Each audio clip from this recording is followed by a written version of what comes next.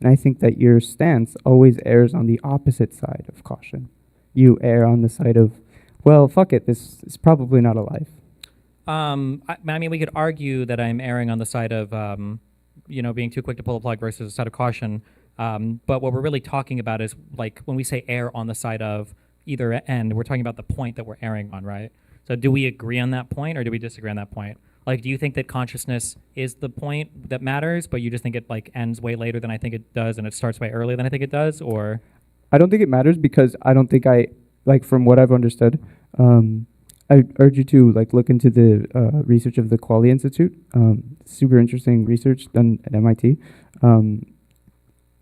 Radically interesting. I mean, but like I'm not going to get into that because I don't know about it too well, and it's not this topic really. But what I'm trying to say is I don't think we understand what consciousness is, and I think that it's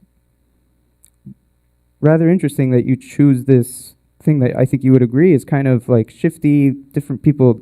Yeah, It's kind of like a God question. Like you bring up consciousness, it's kind of like saying God, Depends who you're asking, what they mean. sure, this is why I don't do abortion debates. No, but I Here mean, you like, are. I agree with you that, like, I legitimately, one of the reasons why I don't do abortion debates is because I feel like there's a lot of, like, uncomfortable stuff that I think merges in this conversation that a lot of people don't like to confront. So, for instance, like, a lot of people like to think that we stand on much stronger metaphysical or epistemic grounds when it comes to defining things like life, right? People say, oh, well, science says life, blah, blah, blah. Science doesn't say shit at all. Science can describe, like, metabolic actions and stuff, but in terms of, like, when does a human get rights, like that's for the law or philosophers to talk about. Like a biologist can't really tell you that. Yeah. So in terms of like, where do we define the beginning and end of life? I mean, that's a hard one too, because I think pretty sure we're bumping into literally the hard problem of consciousness, right? Like I can't even observe it or describe the thing that is arguably the most important possible thing that you could ever have, right? Okay, then let me ask you a different question. Yeah, go for it. Let's imagine, just in the future, 1,000, I don't know how many years you want in the future, right? Sure. Someday, would you prefer that there's two individuals when an abortion takes place, right? One of them's their life's ending. Would you prefer that would not be the case and that there would be the choice for that individual's life to remain? Or is there something about the mother's choice in still being able to end that life during that gestation period that you think is important? I think I think it's just the mother's choice up to when that conscious experience emerges. I think that there is, I feel like there is I'm going to say word game, but I'm not implying like bad faith. But I think there's a word game that is played that makes it sound like a bad thing is happening when you're depriving someone of a choice. Because I think that we feel like depriving people of choices, especially the choice to live. I mean, ordinarily that's a really bad thing. And I agree that most of us would agree that that's a bad thing. But I think that the sentence, when you try to actually like resolve it into like a meaningful statement, well, whose life is being deprived? We're speaking about a person that doesn't actually exist. And so I think when we try to like analyze Hold on. Yeah, what do you mean they don't exist? as in like, so, like if you would ask me right now, would you want to have been aborted? I would say, well, no, obviously not. I'm alive. I don't want to be aborted. But if you go back to the moment of conception, like there is no me to speak of. There is no person to exert a preference. Yeah. What do you mean there isn't? Of course there is. You're right there. You're small, but you're there. Your genetic code is there. What you are to become is there. Well, yeah, but I feel like this argument, I think is, I feel like this argument smuggles in like an automatic, like a big concession from my side when it's given the idea that there's like the potential of life.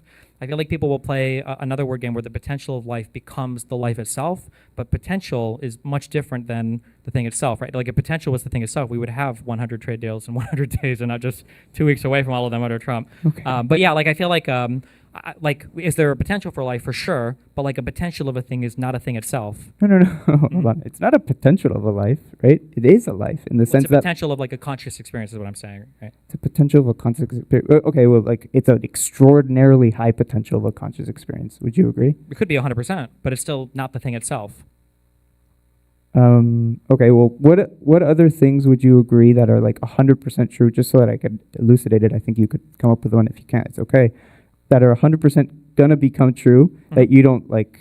But they're not everything. So like architecture could be an example. I could have all the building parts and I could have the blueprint for a building, and I could have everything right there. And in 2 years, I know this will be a building, but it's not yet. It's just all the parts. Okay, well, you brought one up specifically. I know that there's not 100% chance because there's, all the things that could happen in the world before that would prevent that from happening. People die, wages go up, riots, we could say war, the same thing about a the billion fetus, things right? could happen. But we wouldn't apply. We could say the same thing about the fetus, but we wouldn't apply it there. But I'm just saying, like, if everything goes right, like fetuses can miscarry or things. Can happen Right. But fetuses, we know with the certainty of a fetus to become what you consider a conscious being, right? Like we have the scientific data on that. Well, and it's like assuming over that- 99%. Well, sure, and assuming all the parts are laid out for a Lego set or a building or anything else, I'm just saying, like, the potential of a thing, the parts and the blueprint are not the thing itself. There's a meaningful difference between the two things. That difference that you're referring to isn't there in the actual conceived being, because all what you are referring to of what an organism is already there.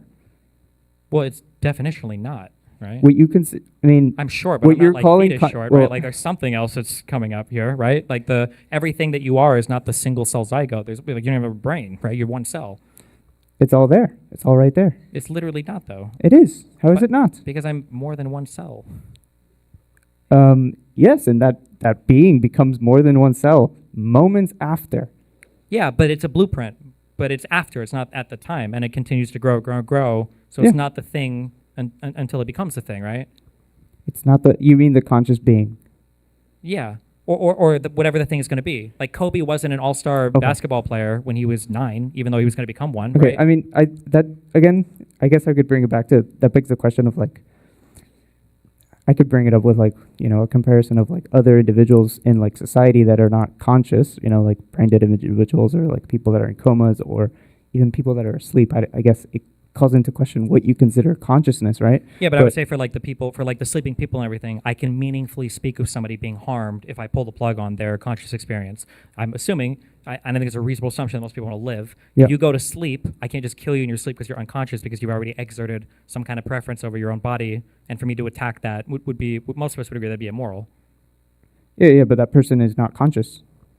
Yeah, but there's a person to speak of. You just said that person is not conscious. There's a person to speak of, and the person. Yeah, but it doesn't matter that there's a person to speak of, because if there is a person to speak of, then that means that there's another thing that you care about, and it's the personhood, right? Yeah, The fact yes. that there's a past. So that's a new thing you're adding in that we weren't talking about before. I feel like we're literally doing the thing that I said was going to happen. The past is, but there's a meaningful thing that's being harmed because there's a person that's like exerted a thing that's being harmed. But for the fetus, there's no prior person to speak of. Assuming, if you believe in what I'm saying, that there's no conscious experience until 16 weeks, at 2 weeks, if you terminate it, then, in my theory, nobody has been harmed because there's not a person there to speak yet. Okay, well, there definitely is a person there, just because there's a very unique person who doesn't have a past, right? Because it's the beginning of being a person, to which all of us have to have at some point, right? At some point, all of us had no past. Right? Let's say theoretically, let's say you could freeze the development on a fetus, and let's say at 2 weeks it was stuck that way, but it would continue to live indefinitely in that state. Do you think there's a moral obligation to keep it alive forever if you could? Like feeding it in a petri dish or whatever and watching it zip around? Do you think that has like all the same rights as like an ordinary human being? Yeah, so I have 2 points to that. I hope I Yeah. could say both. I think I can, yeah.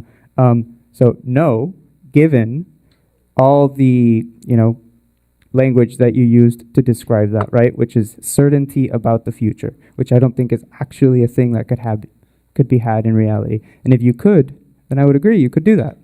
But we can't, because we don't have that certainty. Okay. Well, then, I would say there's a difference between that thing then and then a future thing. I'm sorry. Like if it's a 2 week fetus, Mm-hmm. like, are you saying, so like, okay, so here's the other, this is like my final, I guess, logical. So let's say, so I'm going to say, well, then it sounds like you're saying the thing is different from the thing it has the potential to be, because if it's a 2 week fetus and it's going to be that way forever, you're okay killing that, but you're not okay killing a 2 week fetus that could grow into something else. So it seems like there is a difference. And then I imagine your retort would be, well, that's because you've eliminated the potential for it to grow into a future thing. So actually the potential for that to grow into a future thing is something I factor in. So that's why it's okay to kill the 2 week fetus as you've described it that'll never grow, but it's not okay to kill a 2 week fetus that could grow, that potential is important, right? Okay, I think Yeah. I'm not sure I fully understood that. But from what I understood, and tell me if I'm wrong here, you're saying that because I made a distinction between the two, that there is some important difference between the two, but I can analyze two things and find out whether or not they're the same or different. Okay. That doesn't mean that they're necessarily different. Just because there's two things that I'm analyzing, I still have the question of whether or not they're different. Well, why I is can it do okay that. to kill a 2 week fetus, but not a 2 week fetus? It's not okay to kill people. Wait, hold on. Why is it okay to kill a 2-week fetus that will never grow past that point, but it's okay to kill Because it will never grow past that point. okay. So the potential of the growth is important then to you, right? The potential of the growth is important to me. Yeah. Yes, of course. Okay. So then my question is could I not back this up before the moment of conception? What do you mean back it up? Like, let's say that I'm going to, Oh, okay. a Go back- wonderful BPD white girl, gonna have Yeah, sex yeah. with her, we're gonna have a kid maybe. Yeah, like If I- sperm. yeah. Two gametes separate. But let's Can I say not that- say that those are like about to be? No, because they're not there. There isn't an They- individual there. Who are you going to Wait, protect? wait. But there's the potential, and all the material is there. The egg and the sperm is there. But if you block it from from coming together, Mhm. aren't you destroying the potential of a life in like the same way? No, because you don't have that certainty that those two gametes will have. Do you know about the different how it is that two gametes meet to make an individual? They separate the 20. Some chromosomes come from each. Do you know how that goes on? I've heard of this before. Yeah. Yeah. Well, that could go on in many different ways. And the way specifically in which that happened, like we could factor the No, but I'm saying that, possibilities. like, I'm So saying that, like, each of the chromosomes, Well, like, your let's chromosomes, you say- have 20. Yep. Let's remove the uncertainty. I don't think that matters. But There let's is say a that I huge could- uncertainty. Sure. Well, there's an uncertainty in every fetus, right? Of course. Okay. But you wouldn't say that means you can kill a fetus because there's an uncertainty. Of course not. So why can I stop a conception when there's an uncertainty?